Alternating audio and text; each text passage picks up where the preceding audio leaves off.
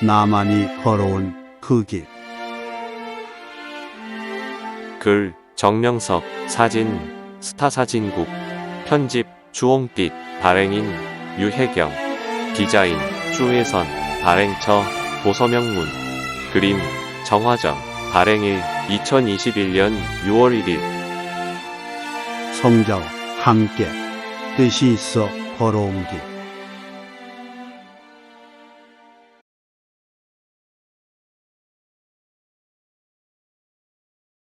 육 70일 금식 기도 기간에 부활론을 확실히 정립하다. 불어닥친 삶의 눈보라와 비바람을 피해 계절 따라 내 머리 위에 쏟아지는 눈보라와 비바람도 차갑고 무서웠지만 흐르는 세월 속에서 내 인생 가운데 때를 따라 쏟아지는 생활의 차가운 눈보라와 비바람은 내 가슴을 너무나도 꽁꽁 얼어붙게 했다. 계절 속의 눈보라나 비바람은 행여 피할 수 있어도 삶의 환경의 눈보라와 비바람은 피할 수가 없었다. 그 당시 내가 다니던 성막리의 교회는 너무나도 초라했다.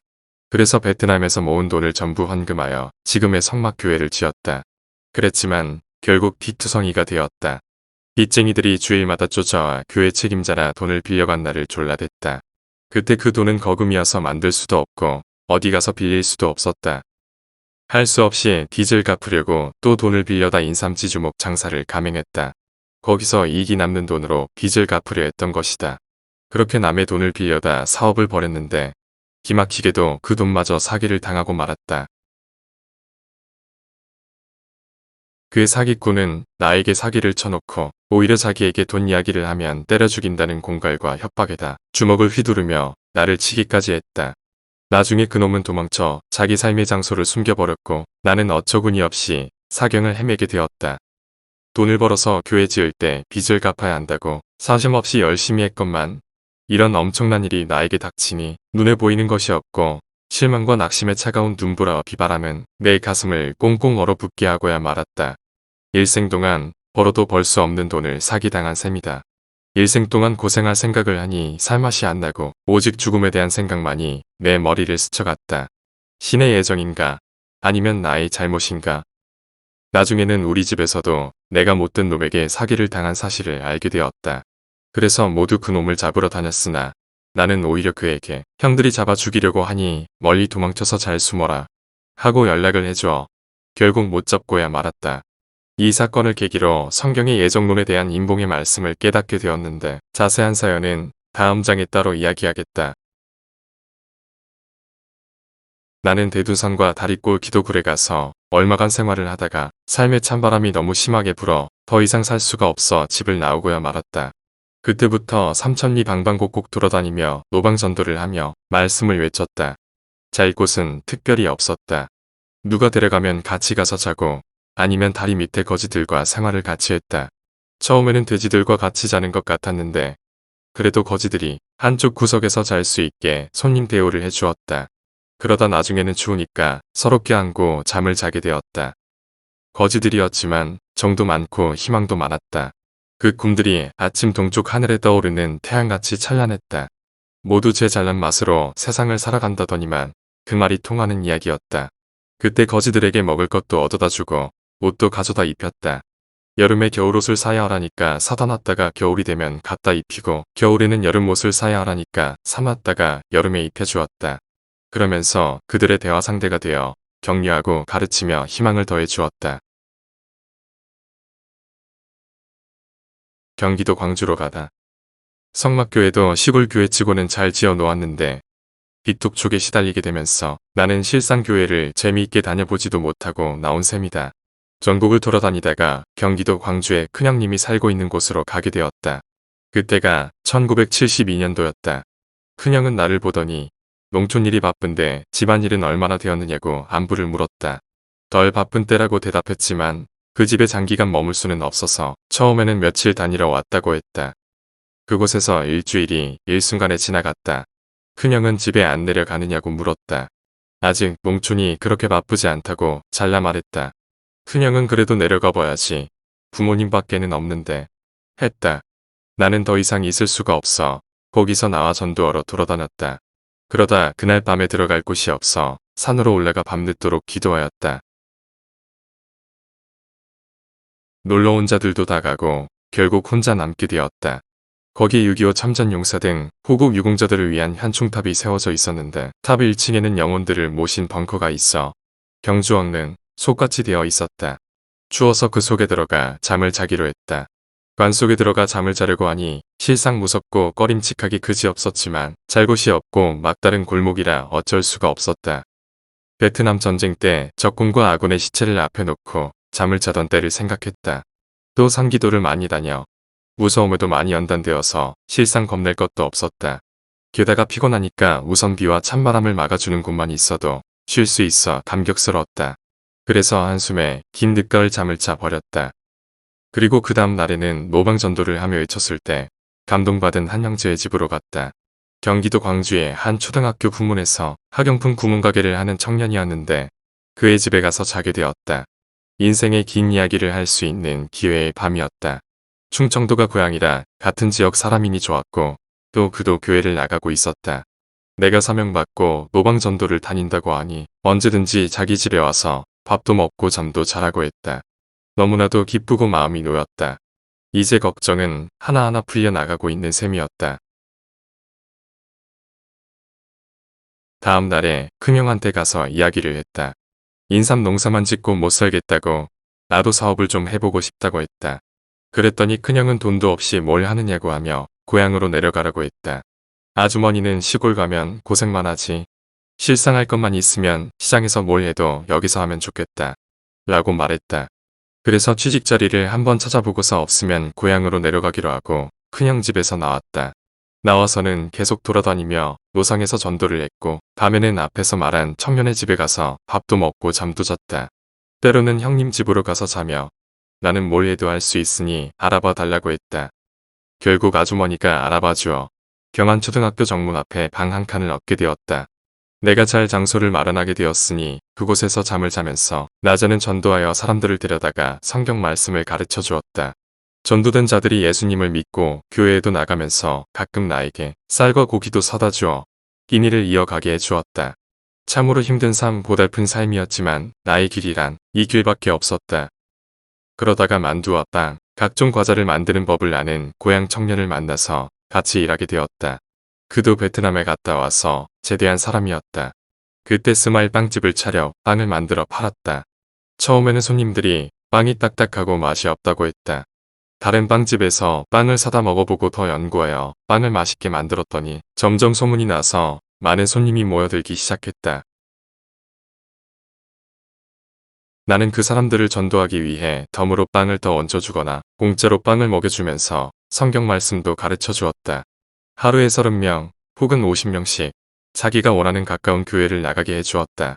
이러다 보니 적자 운영으로 기울어져 돈을 대주었던 고향의 유청년은 더 이상 못하겠다고 판단했는지 귀한 물건들을 가지고 간다 온다 한마디 말도 하지 않고 사라져버렸다. 그래서 그 가게를 혼자 운영하다가 결국엔 문을 닫고 기도하며 성경을 연구하는 데 집중했다. 깨닫고 보니 나로 하여금 빵집을 하게 하신 것도 음식 만드는 법을 통해 하나님의 말씀을 잘 요리하는 법을 깨우쳐 주시기 위함이었다. 그때 배운 후부터 말씀 가지고 음식을 요리하듯이 하여 잘 이해되게 맛있게 말씀을 쓰고 전했다. 70일 금식 기도 중 있었던 일. 고향 기도굴에서 받았던 말씀 부활론에 대해 더 깨닫기 위해 기도하며 성경을 다시 보기 시작했다. 그런데 밥 먹고 기도만 하다 보니 먹을 것도 입을 것도 다 떨어지고 말았다. 다는 굶고 가는 입맛만 타시며 얼마 동안 살다가 결국 먹을 것이 없어 아예 굶기 시작했다. 때는 73년 1월 1일부터였다. 그 전년 8에서 9월부터도 제대로 못 먹던 몸이라 몸무게가 55kg 정도까지 내려간 데다 아주 굶기 시작한 것이다. 2달이 넘도록 굶었다. 그때는 겨울이라 산천이 다 얼고 내가 머물던 곳도 냉방이었다. 그곳에서 수십 번을 죽었다 깨어났다 반복하였다. 이렇게 굶다가 나중에 나도 모르게 거리로 기어나와 500m가량 떨어진 큰형 집으로 갔다. 집을 겨우 찾아 문을 열고 들어가니 아침밥을 먹고 치우려고 상을 물려놓고 있었는데 남은 밥이 보였다. 형은 너 어디 아프냐? 어디서 무엇을 하느냐? 지금도 그 집에서 살고 있느냐? 하고 꼬치꼬치 물었다. 왜 고향 집에 안 내려가느냐? 집에 가서 농사만 지으면 배불리 먹고 걱정 없이 사는데 제발 집에 내려가라 하였다. 이번에는 아주머니도 웬만하면 집으로 내려가지 그러느냐고 했다. 밥 얻어먹으러 갔다가 오히려 창문만 받고 어지러워 방바닥이 더 뱅뱅 도는 것 같이 보였다.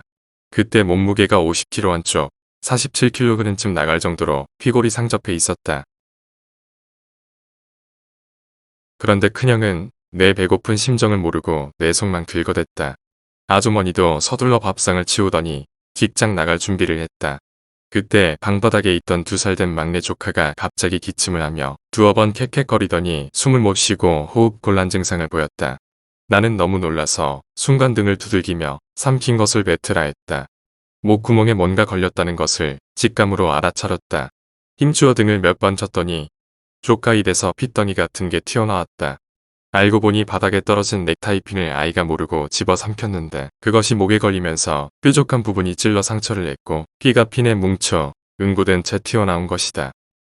이에 아주머니는 큰형을 향해 어린 아이가 호기심에 아무거나 입에 갖다 대니 형저 넥타이 핀 같은 것 떨어뜨리지 않게 조심하라고 그리도 말했건만 오늘 당신 때문에 정말 큰일 날 뻔했네. 제발 앞으로 조심 좀 해요. 라고 한마디 하며 놀란 가슴을 쓸어내렸다. 두 사람이 다투는 소리를 듣다가 나는 밥 한 술 얻어먹지 못한 채 평생 형님 집에 오지 않겠다. 라고 혀를 깨물며 결심하고 그 집에서 허둥지둥 나왔다. 어지러워서 땅이 돌고 하늘이 선풍기처럼 돌았다. 세상에 밥이 남아도는데 먹던 밥 한 술을 안 주다니. 형제의 이 배고픈 고통은 몰라주고 눈에 띄이는 모습만 먼저 이야기하는구나. 저게 형이라? 혈통이라? 먹을 것을 두고 금식한 것도 아니고 먹을 것이 없어서 굶어 피골이 상접되었건만. 아, 숭늉 한 그릇만 먹어 보았으면 하고 뒤를 몇 번이고 돌아보았다. 힘이 없으니 반은 기어서 골목길 담벼락을 붙잡고 걸어 나와야 했다.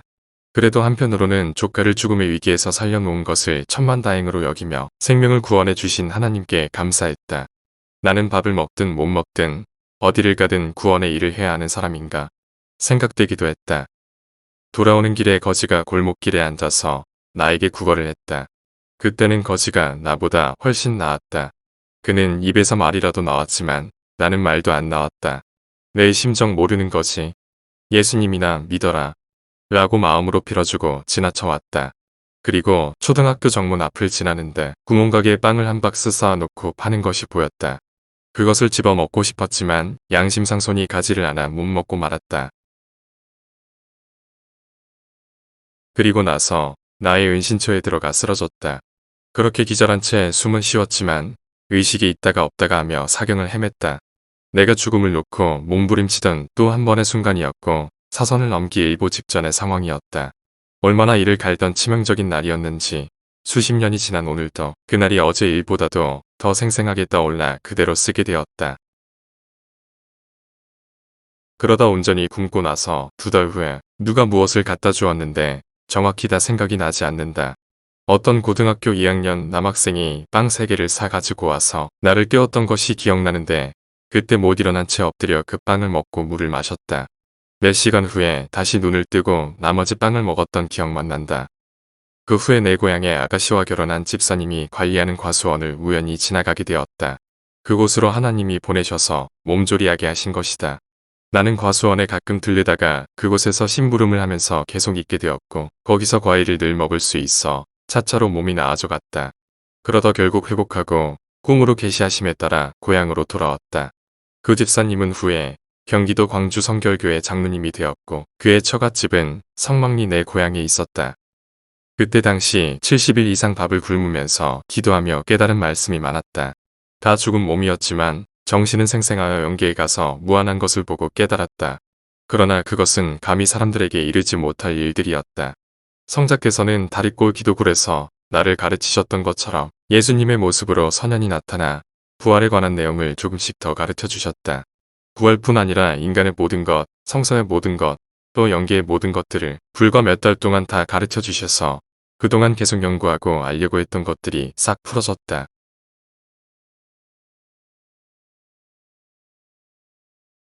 인간의 힘으로 그렇게 오랜 날을 굶고 견딜 수 없는 일이다. 이 기간 내내 하나님이 나를 붙잡고 함께 하신 것이다. 20여 년쯤 지나 큰형에게 지난날 겪었던 일을 이야기하다가 그때 내가 피골상접에 찾아갔을 때 왜 밥 한 술 떠라는 말도 안 했어요? 너무 섭섭해하며 물었다.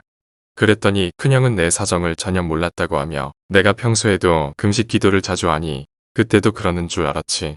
금식 기도하는 사람에게 밥 먹으라고 하면 놀리는 것밖에 더 되냐. 그래서 밥 먹다 말고 밥상을 바로 치운 거다. 라고 대답했다. 이 말에 나는 충격을 받았다. 당시 하나님이 뜻을 두고 나를 그렇게 이끄신 것임을 더욱 확실히 깨닫게 되었다. 사람은 말하지 않으면 모르는구나. 말을 하지 않은 내 잘못이구나. 하고 깨닫고 서운했던 마음도 그에게 되었다. 지금 다시 생각해봐도 참으로 기적적인 기간이었고 표적의 기간이었다. 하나님이 행하시면 표적이 일어난다고 나는 말하고 싶다. 이 기간에 하나님이 가르쳐 주신 하늘의 비밀들과 내가 보고 깨달은 것들을 두고두고 역사에 기록해 둘 것이다. 이 시대에도 동일한 부활의 이치. 부활에 관한 내용은 그냥 한자리에서 깨닫고 배운 것이 아니었다. 인생의 북풍한 설이 쏟아지고 내 가슴에 장대 같은 가을 찬비가 쏟아져 멍이 들면서도 굴하지 않고 배워 깨달았다. 어디 가서 그냥 공짜로 등 너머로 보며 배운 것이 아니고 이 같은 죽음의 인생 경로를 거치면서 배우고 깨달은 말씀이다. 사기를 당하여 원통하고 분통했을 때 죽고 싶었지만 또 기도하고 일어나서 수개월씩 못 먹고 돌아다니며 전도하고 수없이 쓰러져 가며 깨달은 말씀임을 누가 알랴. 부활론뿐 아니라 다른 말씀도 마찬가지로 기나긴 고통과 어려움 속에서 생명과 바꾸어 배운 말씀들이다. 하나님의 말씀을 제대로 깨닫고 알기란 그리 쉬운 일이 아니다. 이 같은 밑바탕 위에 말씀을 깨닫게 된 것이다. 2000번 이상 성경을 보며 1년이면 1만 명씩 노방전도를 하여 생명들을 사망에서 이끌어내면서 그 숱한 사탄과 마귀를 물리치고 육적 고통을 이겨내면서 달려왔다. 내 과거는 실상 너무도 험준하고 비참했기에 회상만 해도 끔찍하기만 하다. 부활로는 경기도 광주에서 금식하던 그때 더욱 깨닫게 된 것이다. 육적 부활이 아니고 정신적 부활, 영적 부활임을 성자께서는 확실한 증인이 되어 알려주셨다. 곧 성서의 예수님이나 하나님이 말씀한 성경 구절을 증거로 나에게 깨우쳐 주셨던 것이다. 성경을 보면 창세기 2장 17절 선악과를 먹으면 죽는다. 라는 말로 시작해서 죽음과 부활의 단어가 100여 군데에 나온다. 아담과 하와는 선악과를 따먹고 죽기는커녕 눈이 밝아져 자신들의 벌거벗은 것을 깨닫게 되었고 부끄러워했다는 것이 창세기 3장 7절에 나온다. 그리고 그 과일을 따먹고도 더 오래 살았으니 930세까지 살았다고 기록돼 있다.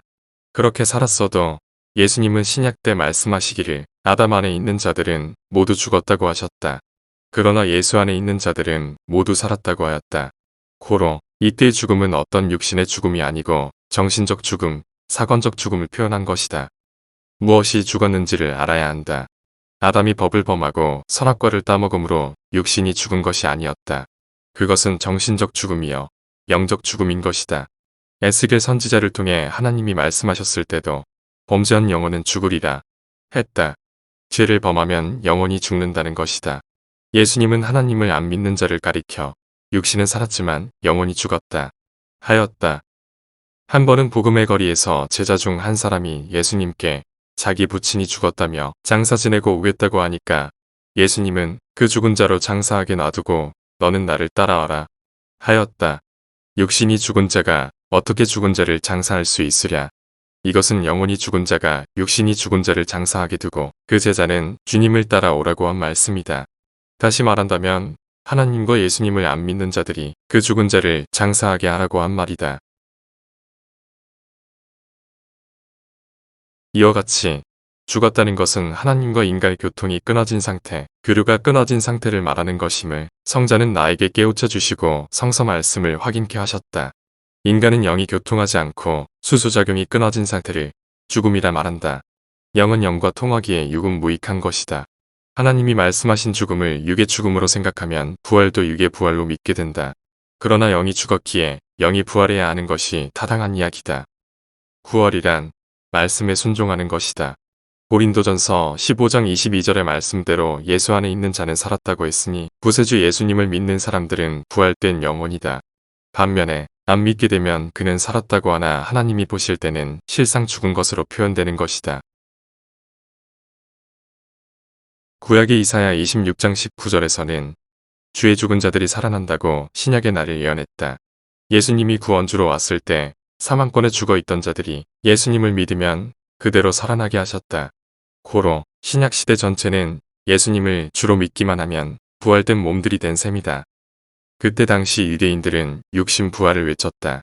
결국 메시아는 왔지만 유대인들이 믿는 대로 만인들의 육신 부활은 끝내 이루어지지 않았다. 일부의 사람, 곧 죽은 지 며칠 안 된 나사로가 살아나고 해당장 야이로의 딸이 살아났을 뿐이다.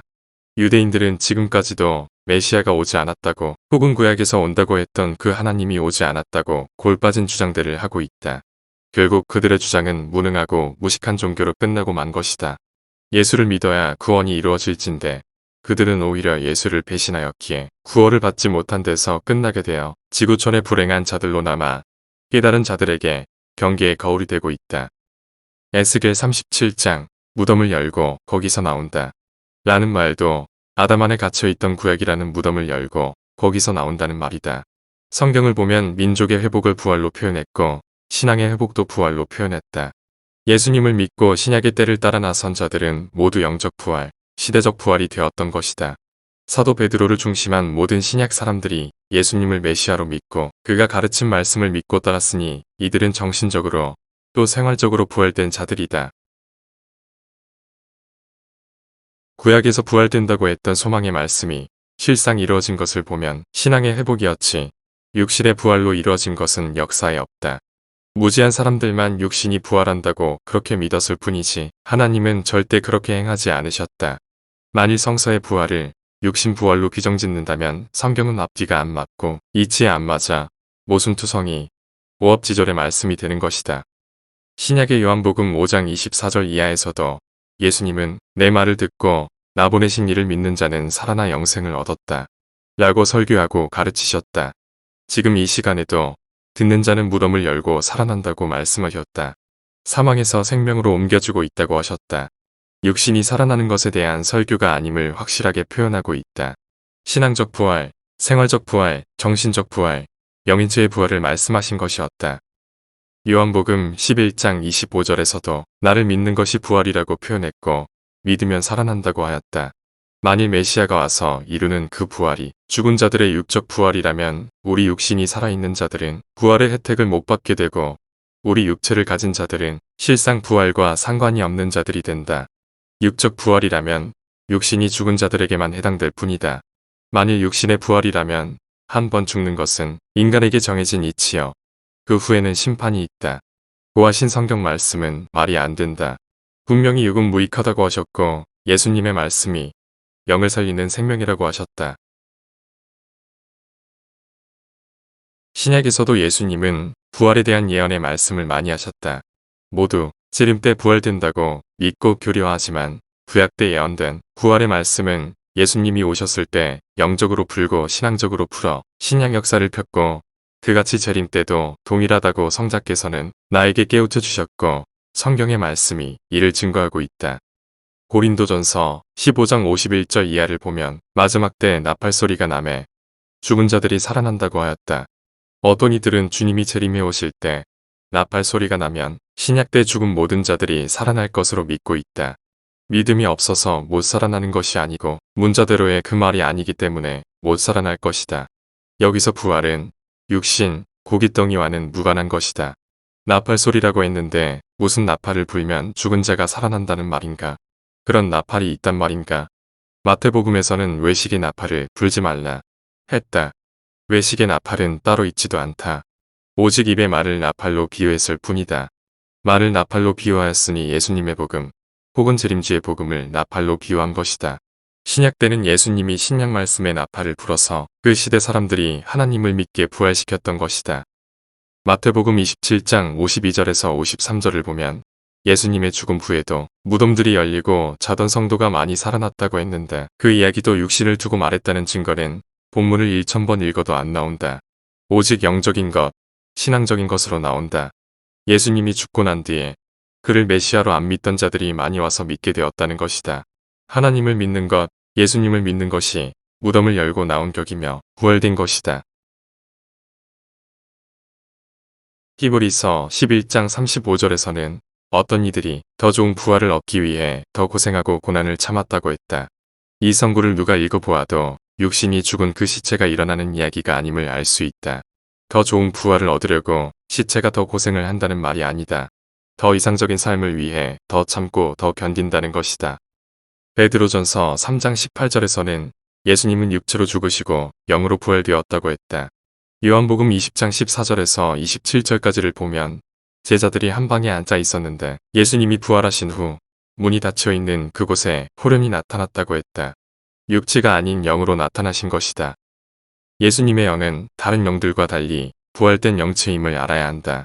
일반적으로 하나님과 메시아를 안 믿다가 죽은 영들은 그야말로 귀신들이다. 제대로 형성되지 못한 하나의 환상체에 지나지 않는다. 부활된 영은 육체같이 형태를 가지고 있다. 실상 영체와 귀신은 다르다. 물이 얼어서 얼음덩이가 되면 만질 수 있고 얼음이 얼기 전에 물은 그렇지 않은 입장과 같다 하겠다. 이것은 영계를 안 배운 자나 사명이 없는 자는 정말 전혀 모르는 것이다. 인간에는 누구든지 자기 영이 있는데 자기 영을 본 자가 세상에서는 아주 드물다. 그러니 영에 대해 안다는 것은 너무 어렵다. 축구도 배운 자가 볼을 찰 줄 알듯이 영계도 배운 자만 아는 세계이다. 예수님의 영인체의 못자국이 보였듯이 영체도 기본 생김새가 육체의 모습을 닮았다. 나도 내 영혼을 보고 처음에는 귀신인가 하고 마구 소리를 질렀는데 자세히 보면서 내 영혼임을 깨닫게 되었다. 영의 몸체도 있었고 영과 악수도 할 수 있었다. 이와 같이 예수님도 육체가 부활된 것이 아니고 영인체로 나타나신 것임을 확실히 알게 되었다. 나도 성서에 눈을 뜨고 신앙의 부활을 한 것임을 확실히 알게 되었다. 부활에 관한 것을 제일 먼저 아버지에게 말씀드렸더니 수긍을 하셨다. 그 후 부활의 깊은 뜻을 모든 제자들에게 전하여 눈뜨게 해주었으니 영원히 다시 눈을 감지 말기 빈다.